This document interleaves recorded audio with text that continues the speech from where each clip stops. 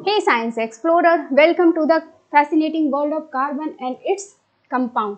क्या आप कभी सोचे कि आपकी जो लाइफ एग्जिस्ट कर रही है, क्या आपकी नहीं, हमारी जो लाइफ एग्जिस्ट कर रही है वो एक्चुअली कैसे एग्जिस्ट कर रही है, और हम लोग जो फ्यूल यूज़ करते हैं फूड कुक करने के लिए या किसी भी चीज़ के लिए वो कहाँ से आता है या कैसे है, उसमें क्या चीज़ है, या फिर हम लोग जो daily day to day life में कैरी बैग यूज़ कर रहे हैं प्लास्टिक के फॉर्म में, वो क्या चीज़ का बना हुआ है। और तो और मैक्सिमम लोग परफ्यूम यूज़ करते होंगे जिसकी स्मेल बहुत ही अमेजिंग होती है, तो वो एक्चुअली क्या चीज़ से बनी हुई, ये सारी चीज़ का आंसर सिर्फ एक कार्बन में छुपा हुआ है। कार्बन है बहुत छोटा एलिमेंट्स, लेकिन बहुत इंपॉर्टेंट रोल प्ले कर रहा होता है हमारे लाइफ में।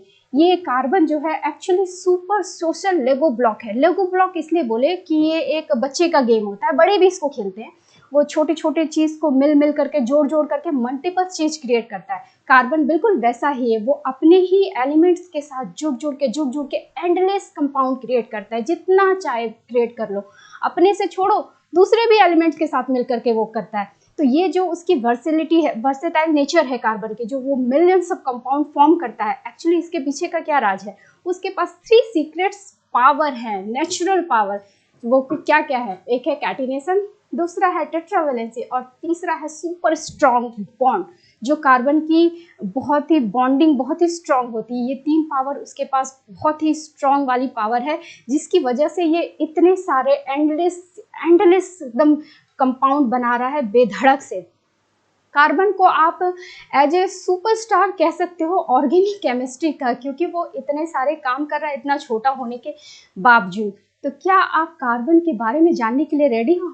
So let's crack the code of carbon. आज का क्लास शुरू करने से पहले लाइफ से रिलेटेड एक छोटी सी लेसन। हमारे लाइफ में हमेशा प्रॉब्लम्स तो आती है, सिर्फ आपके या हमारे लाइफ में नहीं, और सबके लाइफ में भी प्रॉब्लम्स हमेशा आती है। तो प्रॉब्लम्स को आप 2 तरीके से ले सकते हो, या तो आप उसको नेगेटिव की तरह लो और बर्बाद हो जाओ, या फिर आप उसको एज ए पॉजिटिव की तरह लो और अपने आप को स्ट्रॉन्ग बनाओ।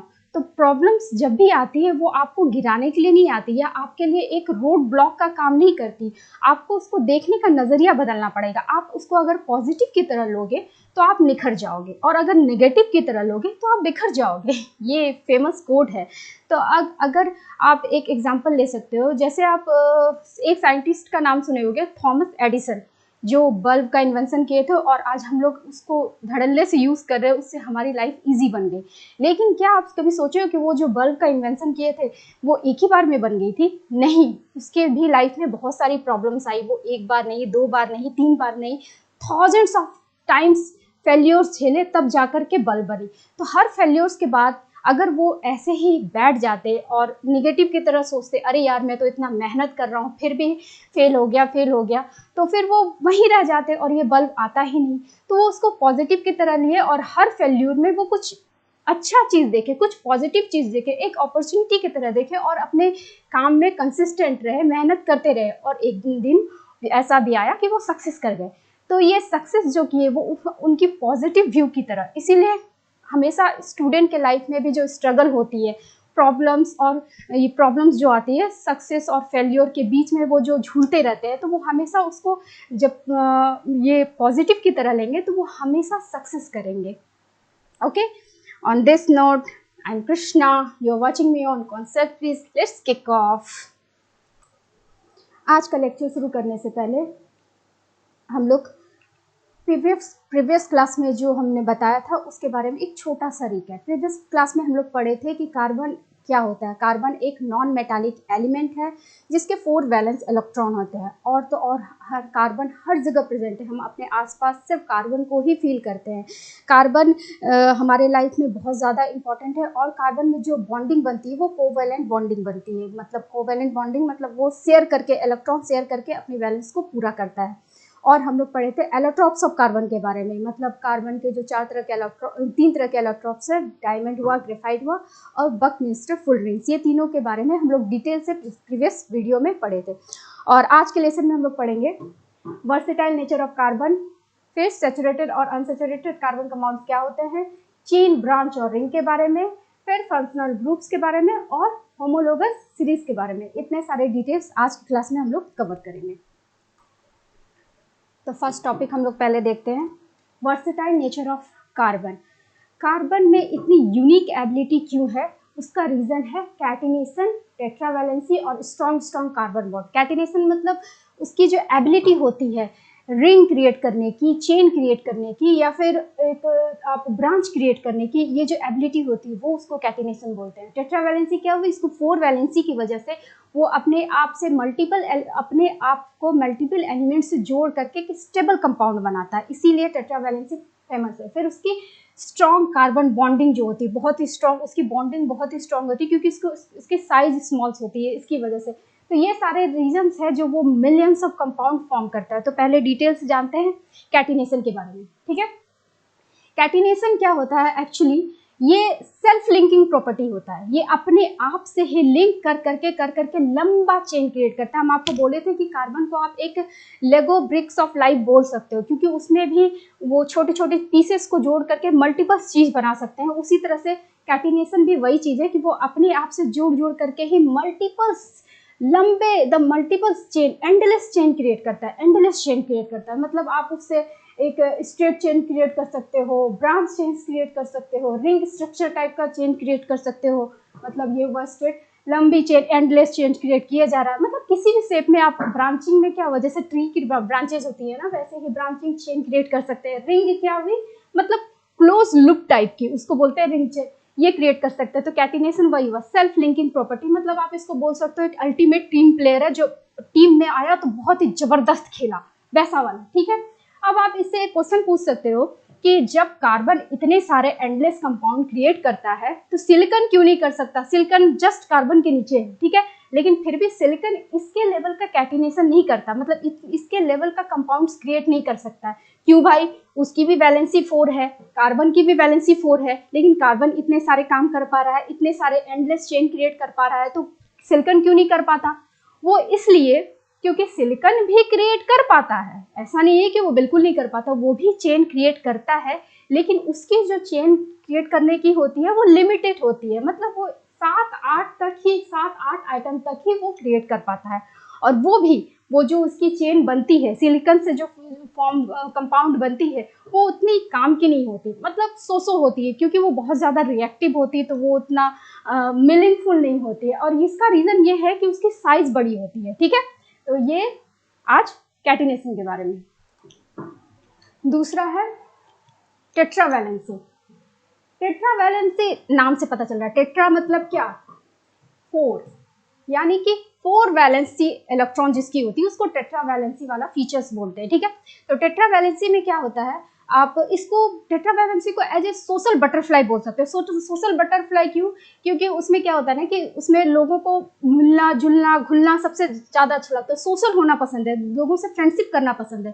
तो आप इसको एज ए इमेजिन कर सकते हो कि कार्बन के पास 4 हैंड है, वो दूसरे से फ्रेंडशिप करने में बड़ा उसको अच्छा लगता है, वो ईजिली किसी से फ्रेंडशिप कर लेता है, किसी के साथ जुड़ जाता है, ठीक है। इसका यही मतलब हुआ कि वो मतलब उसके पास 4 हाथ है, 4 हैंड फ्री हुए, तो वो ईजिली किसी भी एलिमेंट्स के साथ अपना बॉन्डिंग क्रिएट करता है, और बहुत ही स्टेबल बॉन्डिंग क्रिएट करता है क्योंकि उसकी स्टेबिलिटी बहुत अच्छी होती है, बॉन्डिंग बहुत अच्छी होती है। तो कार्बन एक्चुअली एक स्टेबिलिटी अचीव करके एक बॉन्ड मतलब कंपाउंड क्रिएट करता है।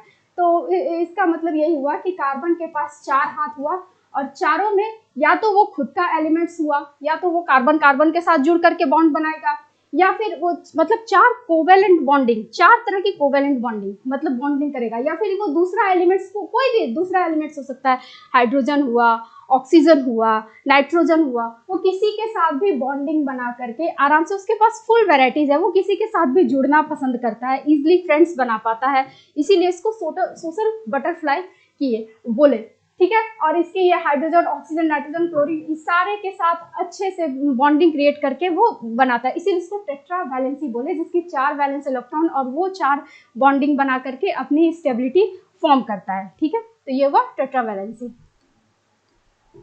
अब है कि कार्बन इतना स्टेबल क्यों होता है। टेट्रावैलेंसी जाने कि वो 4 वैलेंस वाला होता है और बॉन्डिंग क्रिएट करना उसको अच्छा लगता है दूसरे एलिमेंट के साथ। अब क्वेश्चन है कि ये इतना स्टेबल कंपाउंड कैसे बनाता है। वो इसलिए क्योंकि इसकी बॉन्डिंग जो होती है बहुत ही ज़्यादा स्ट्रांग होती है। वो क्यों? क्योंकि कार्बन बहुत छोटा एलिमेंट्स है और उसकी एटॉमिक साइज बहुत छोटी होती है, जिसकी वजह से जिसके भी साथ ये कोवेलेंट बॉन्डिंग बनाता है वो काफ़ी स्ट्रांग होता है। और ये स्ट्रांग रीज़न होता है जिसकी वजह से ये बहुत ही स्टेबल, हाईली स्टेबल कंपाउंड बनाता है। और इसकी बॉन्डिंग इतनी स्ट्रांग होती है कि वो बिल्कुल अनब्रेकेबल होती है, इजीली आप उसको ब्रेक नहीं कर पाओगे। उसकी बॉन्डिंग स्ट्रांग इसलिए इसी वजह से होती है क्योंकि उसकी एटॉमिक साइज छोटी होती है। ठीक है, आप ऐसे ले सकते हो जैसे डायमंड हुआ हमारा नॉन मतलब एक कार्बन कंपाउंड हुआ डायमंड, वो काफ़ी स्ट्रांग होता है क्योंकि उसकी बॉन्डिंग बहुत स्ट्रांग होती है, उसको तोड़ना बहुत मुश्किल होता है, उसकी मेल्टिंग पॉइंट बॉइलिंग पॉइंट बहुत ज़्यादा हाई होती है। तो इसकी एटॉमिक साइज की वजह से ही इसका स्टेबिलिटी भी डिपेंड करता है क्योंकि वो बहुत ही स्ट्रांग बॉन्डिंग क्रिएट करता है। एक बार वो बॉन्डिंग बना लिया तो उसको ईजिली आप ब्रेक नहीं कर पाओगे, इसी रीज़न से। अब आपके बुक में एक छोटा सा सेक्शन है जो ऐसे करके एक बॉक्स में होगा, उसी में ये है कि ये ऑर्गेनिक कंपाउंड और कार्बन इतना इंपॉर्टेंट क्यों है। कार्बन एक्चुअली क्या है? बैकबोन ऑफ लाइफ, यानी कि कार्बन ये हाइड्रोजन प्रोटीन, कार्बोहाइड्रेट, फैट्स, ये सारे सब क्या है? ऑर्गेनिक कंपाउंड ही है जो कार्बन की ही वजह से आता है। तो ये है, और ये एक तरह से बैकबोन ऑफ लाइफ है। तो एक वाइटल फोर्स थ्योरी करके आपके बुक में है, वाइटल फोर्स थ्योरी, छोटा सा सेक्शन है आपके बुक में। अर्लियर साइंटिस्ट क्या मानते थे कि ऑर्गेनिक कंपाउंड जो है वो सिर्फ लिविंग ऑर्गेनिज्म के अंदर ही बनता है, आप उसको लेबोरेटरी में नहीं बना सकते। उसी को हम वाइटल फोर्स थ्योरी कहते हैं। एक्चुअली उनका मानना था कि लिविंग ऑर्गेनिज्म में कुछ ऐसा होता है जो वाइटल फोर्स करके होता है जिसकी वजह से ये ऑर्गेनिक कंपाउंड बनते हैं। लेकिन बाद में क्या हुआ, एक साइंटिस्ट आए, फ्रेडरिक होलर, 1828 में, वो इस थ्योरी को, वाइटल फोर्स थ्योरी को रिजेक्ट किए। क्या करके? ऑर्गेनिक कंपाउंड को लेबोरेटरी में बना के, वो भी किससे? इनऑर्गेनिक कंपाउंड से। ऑर्गेनिक कंपाउंड यूरिया को वो लेबोरेटरी में बनाए, किसकी मदद से? ये अमोनियम साइनाइड की मदद से, यानी कि जो एक इनऑर्गेनिक कंपाउंड है उसकी हेल्प लेकर के वो यूरिया बनाए। तब जा करके ये थ्योरी डिसअप्रूव हो गया कि ऐसा मानना गलत हो गया कि जो ऑर्गेनिक कंपाउंड है वो सिर्फ लिविंग ऑर्गेनिज्म में बनता है, मतलब उसको लेबोरेटरी में भी बनाया जा सकता है। ठीक है, तो ये वो फ्रेडरिक होलर साइंटिस्ट इस चीज को डिसअप्रूव किए, ये वाइटल फोर्स थ्योरी चीज को डिसअप्रूव किया। ओके, चलिए, तो अब हम लोग देखेंगे सैचुरेटेड और अनसैचुरेटेड कार्बन कंपाउंड्स क्या होते हैं। तो सबसे पहले सैचुरेटेड, उससे भी पहले कार्बन कंपाउंड को बॉन्ड के बेसिस पे दो पार्ट्स में डिवाइड किया गया, सैचुरेटेड और अनसैचुरेटेड।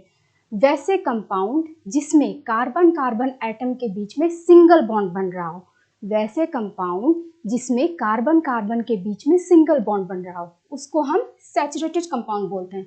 जैसे एग्जांपल के तौर पे देखिए मीथेन, अभी आप नाम भूल जाइए, मीथेन ईथेन कैसे आया, इसका क्या फॉर्मूला है, इसको भूल जाइए, ये आगे आपको आयुपैक में बताएंगे डिटेल्स में। ओके, तो इसमें तो आपको नहीं समझ में आएगा, ये तो सिंगल बॉन्ड ही है। जैसे ईथेन देखिए, ईथेन में C2H6 है। अब C2H6 मतलब दो कार्बन ऐसे लगा दिया लाइन से, ठीक है। उसके बाद जितने हाइड्रोजन बचे पैरेलली लगा दिया और सब में सिंगल बॉन्ड। तो वैसे कंपाउंड जिसमें कार्बन कार्बन के बीच में सिंगल बॉन्ड बन रहे हो उसको हम लोग सैचुरेटेड कंपाउंड्स बोलते हैं। ठीक है, अब इसके कैरेक्टरिस्टिक्स क्या हुए? ये हाईली स्टेबल होते हैं due to strong covalent bond, single covalent bond की वजह से ये हाईली स्टेबल होते हैं और रिएक्टिविटी लेस रिएक्टिव होती है कंपेयर टू अनसैचुरेटेड कंपाउंड के।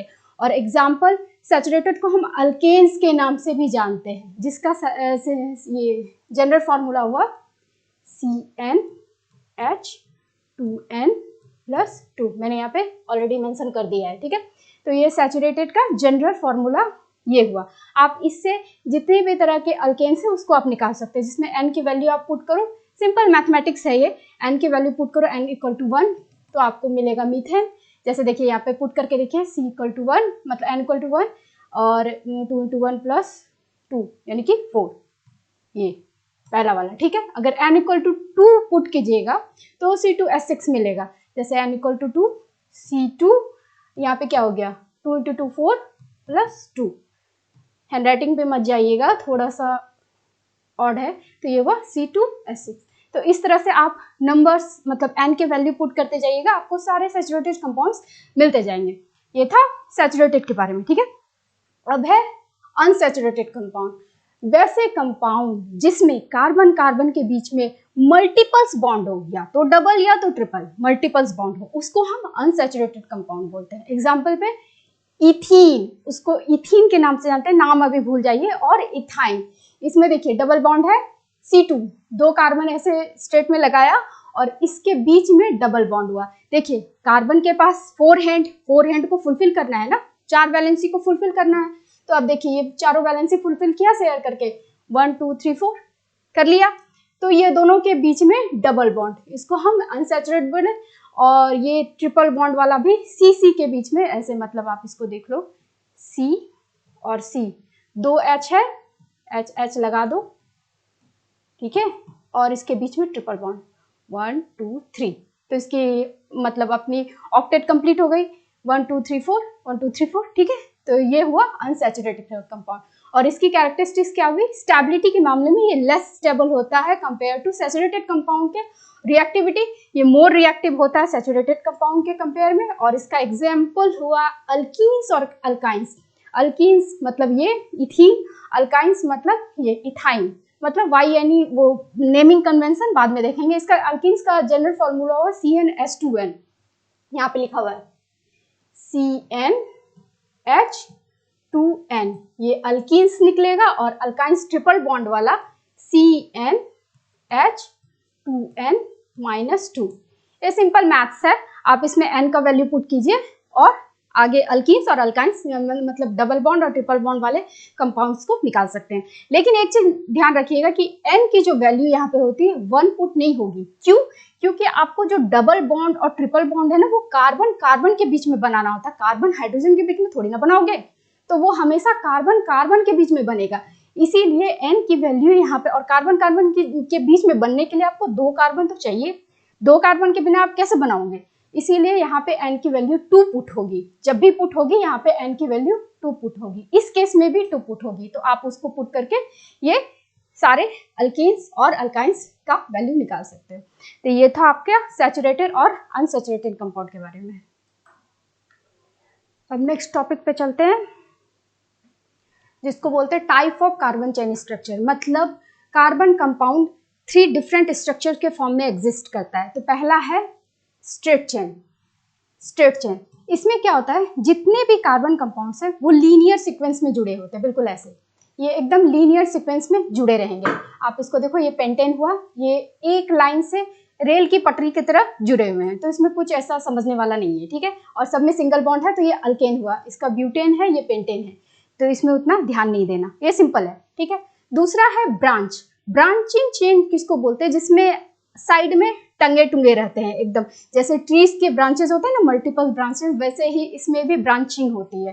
तो इसमें कार्बन्स ब्रांचिंग के फॉर्म में कनेक्टेड होंगे, जैसे एक ये हुआ आइसोपेंटेन और आइसोब्यूटेन। अभी आपको नाम से नहीं घबराना है, नेमिंग कन्वेंशन आगे बताया जाएगा, ठीक है। अभी बस आप इसको सुन लो कि ये ब्रांचिंग उसको बोलते हैं जो साइड से टंगे टुंगे रहते हैं इधर उधर, वो उसको ब्रांचिंग बोले, ठीक है। और तीसरा है साइक्लिक स्ट्रक्चर और रिंग स्ट्रक्चर। नाम से ही पता चल रहा है, साइक्लिक मतलब क्या, क्लोज लूप क्रिएट करना, एक तरह का क्लोज लूप बनाता है, ठीक है। इस तरह से इसमें सारे कार्बन्स आपस में क्लोजली जुड़े रहते हैं। तो इसमें एग्जांपल हुआ साइक्लोहेक्सेन और एक हुआ बेंजीन। ये बेंजीन आपका इंपॉर्टेंट है, ये दोनों अच्छे से देख लेना, ठीक है। ये मतलब पूछता है। और स्ट्रक्चर के बेसिस पे आपका जो ये जो रिंग बनता है या फिर जो भी कंपाउंड बनते हैं, उसके बेसिस पे उसका मतलब फिजिकल प्रॉपर्टी थोड़ा डिफरेंस हो जाता है, ठीक है। तो ये था 3 तरह के जो कार्बन कंपाउंड्स 3 तरह के स्ट्रक्चर्स में एग्जिस्ट करते हैं। अब चलिए एक बहुत ही इंपॉर्टेंट चीज, ठीक है, ध्यान से देखिएगा। देखिए ये ब्यूटेन है, अभी हम बोले आपको नाम भूल जाओ, बस समझो ये ब्यूटेन है, ठीक है। इसका मॉलिक्यूलर फॉर्मूला क्या है, C4H10, ओके। आप काउंट कर लो 1 2 3 4 और H इसमें 10 होंगे। अब इसको देखो, इसका भी मॉलिक्यूलर फॉर्मूला है C4H10।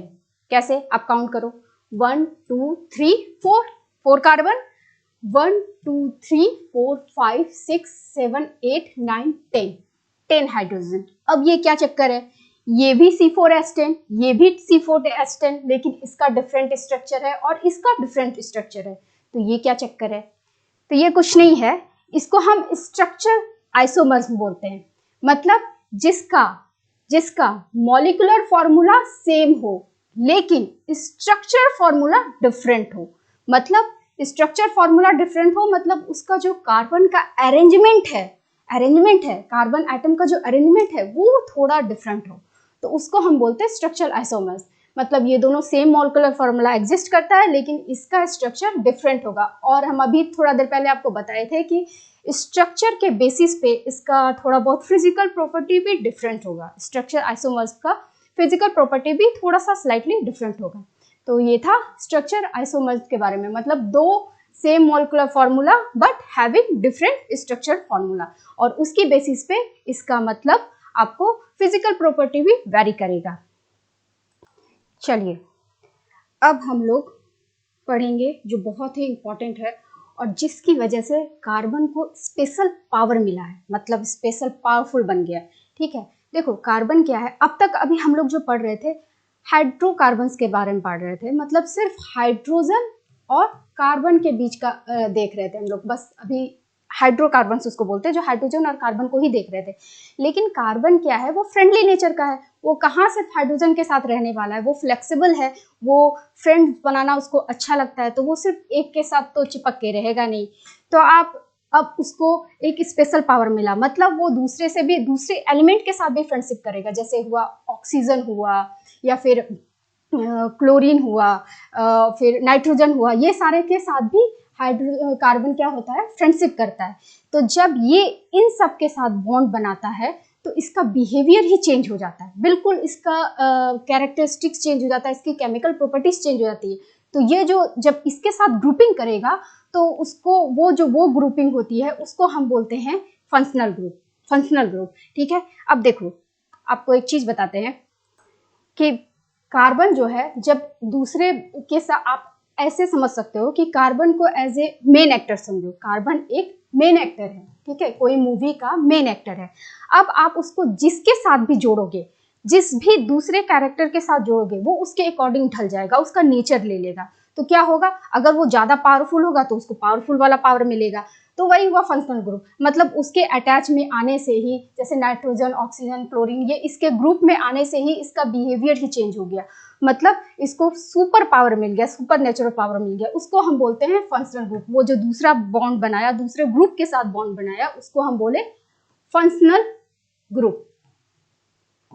ठीक है, अब फंक्शनल ग्रुप का इंपॉर्टेंट क्या है, फंक्शनल ग्रुप क्या है, एक स्पेसिफिक आइटम और ग्रुप ऑफ आइटम है जो कार्बन चेन के साथ जुड़ करके उस चेन का बिहेवियर ही चेंज कर देता है, मतलब उसकी केमिकल प्रॉपर्टीज डिफरेंट हो जाती है। फंक्शनल ग्रुप डिसाइड करता है कि वो किसी भी रिएक्शन के साथ, मतलब किसी भी केमिकल रिएक्शन में कैसे बिहेव करेगा या फिर उसका नेचर क्या होगा, उसकी मतलब पूरी तरह से उसके नेचर ही बदल जाते हैं। तो अब फंक्शनल ग्रुप्स में क्या क्या आता है ये समझिए। फंक्शनल ग्रुप में आता है हेटेरोएटम। हेटेरोएटम का मतलब क्या हुआ, other than carbon and hydrogen, इसको छोड़ करके जो दूसरे एलिमेंट के साथ वो बॉन्ड बनाएगा उसको हम बोलते हैं हेटेरोएटम।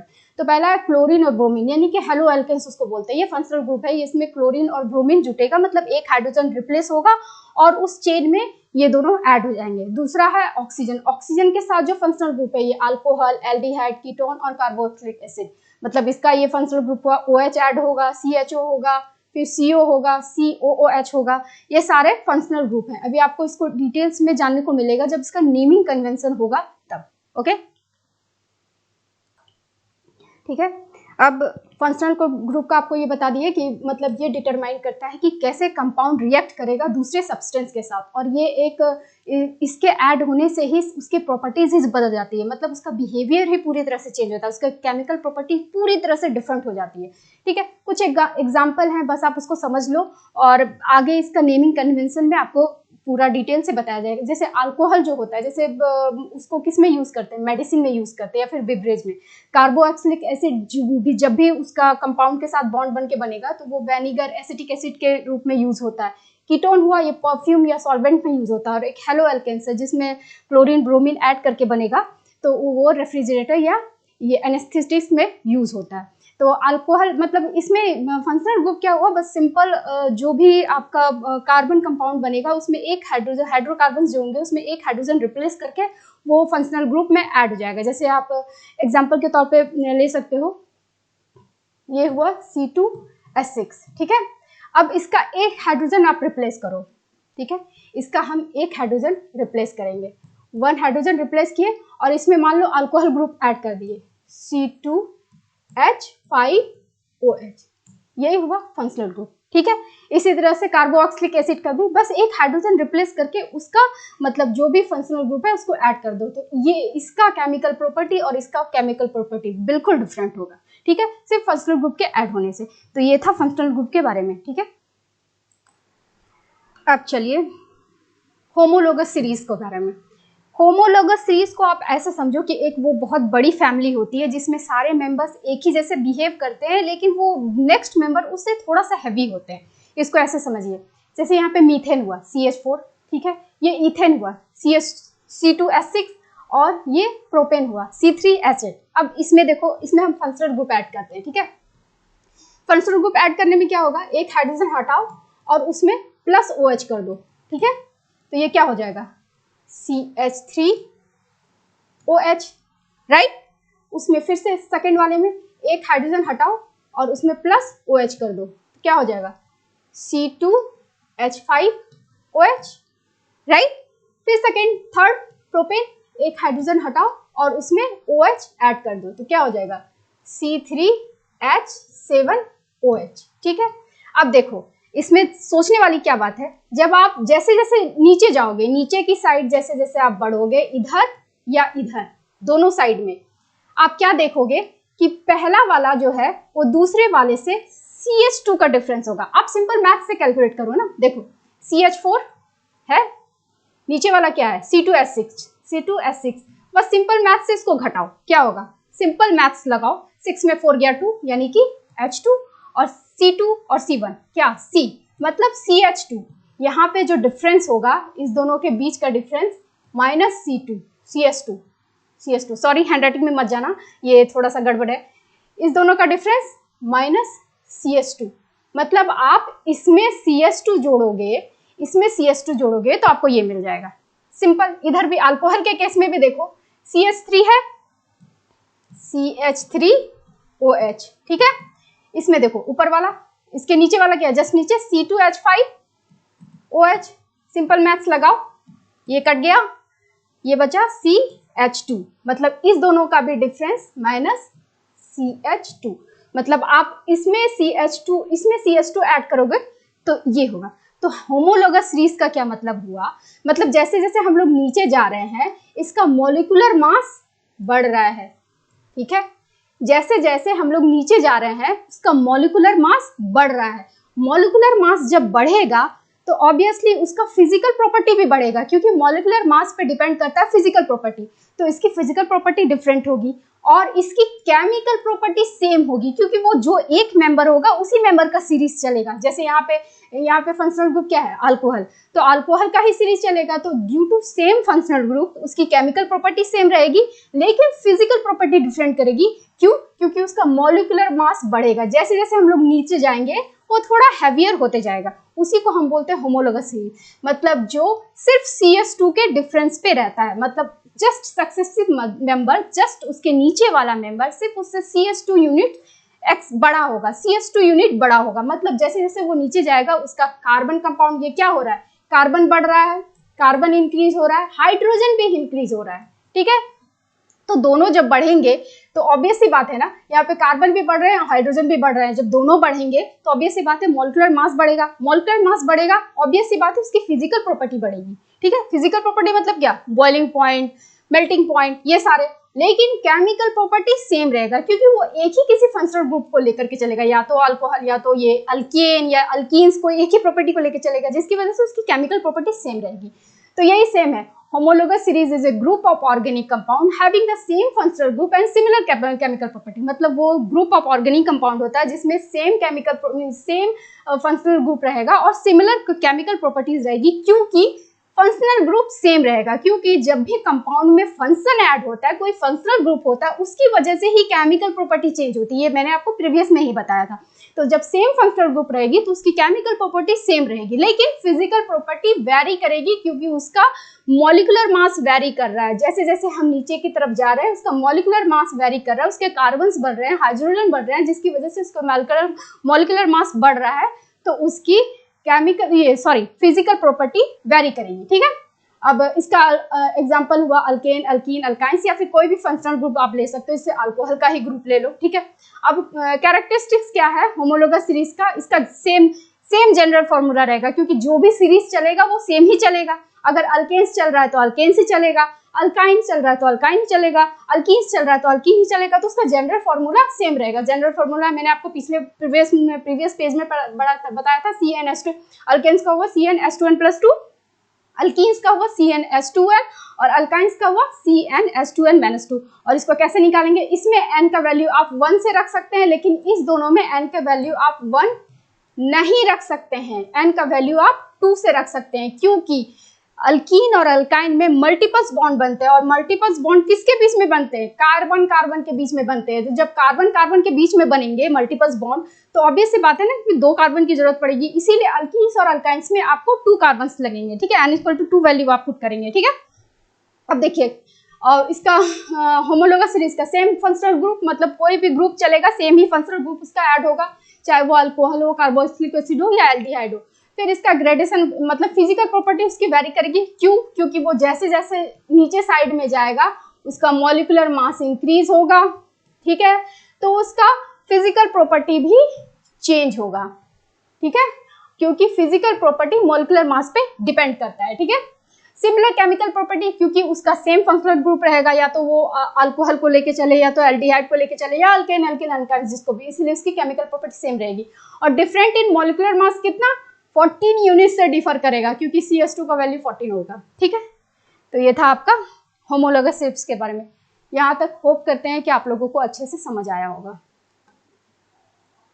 आज के लिए इतना ही, आज के क्लास इतना ही था।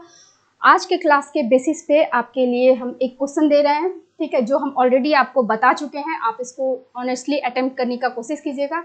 Why don't other elements show the same level of catenation, दूसरे एलिमेंट कार्बन की तरह कैटिनेशन क्यों नहीं शो कर पाते हैं, ये हम आपको ऑलरेडी आंसर कर चुके हैं। आप इसको और अच्छे से ऑनेस्टली ईमानदारी से बैठ करके अपने से अटेम्प्ट लेने का कोशिश कीजिएगा। ठीक है, और नेक्स्ट क्लास के लिए